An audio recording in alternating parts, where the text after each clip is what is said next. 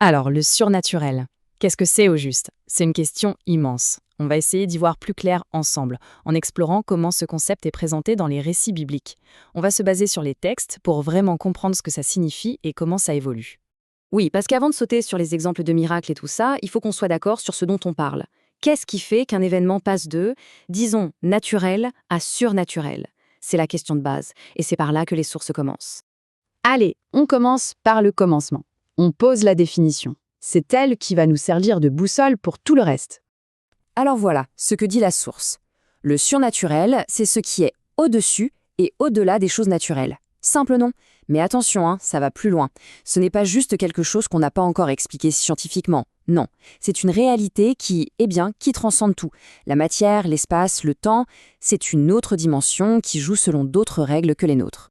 Bon, maintenant qu'on a cette définition bien en tête, voyons comment ça se concrétise. On va plonger dans l'Ancien Testament, là où, on va le voir, les manifestations du surnaturel sont souvent spectaculaires, vraiment à très très grande échelle.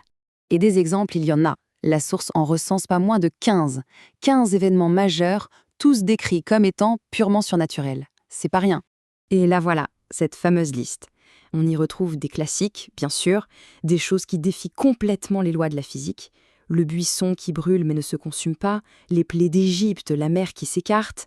Mais il y a aussi des interventions plus ciblées, comme le feu qui tombe du ciel pour le prophète Élie ou la protection carrément miraculeuse dans une fournaise.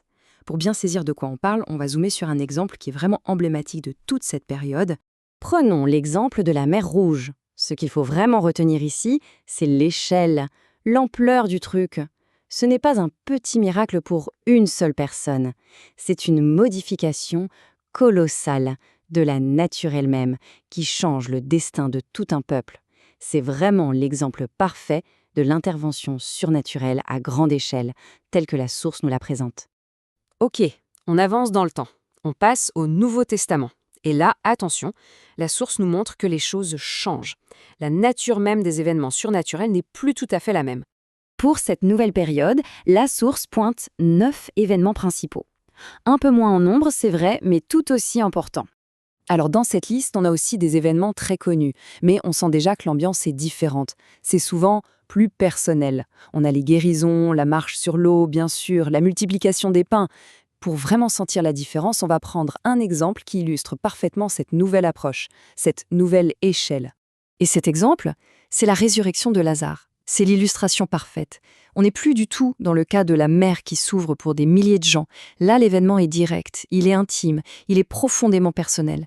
C'est une intervention qui défie la mort, oui, mais pour une seule personne, devant un petit groupe de proches. Le contraste est saisissant. Alors, qu'est-ce qu'on retient de tout ça? Si on met ces deux listes, ces deux approches, côte à côte, on voit se dessiner un changement thématique très clair. C'est une vraie évolution dans la façon de présenter le surnaturel. Voilà, ce tableau résume tout ça parfaitement. D'un côté, l'Ancien Testament, des interventions massives, publiques, qui touchent à la nature, au destin de nations entières. Et de l'autre, le Nouveau Testament, des actions souvent plus personnelles, des interactions directes centrées sur l'individu. La source met vraiment en lumière ce passage d'une échelle, collective, à une échelle beaucoup plus intime. Et cette évolution, ce passage du spectaculaire à l'intime, ça nous amène à une question de fond, une question que soulève toute cette analyse. Si on accepte ce cadre de pensée, si on inclut le surnaturel dans l'équation, comment est-ce que ça change notre façon de voir l'histoire et même notre vision de la réalité elle-même? C'est sur cette pensée qu'on va se quitter. Merci d'avoir suivi.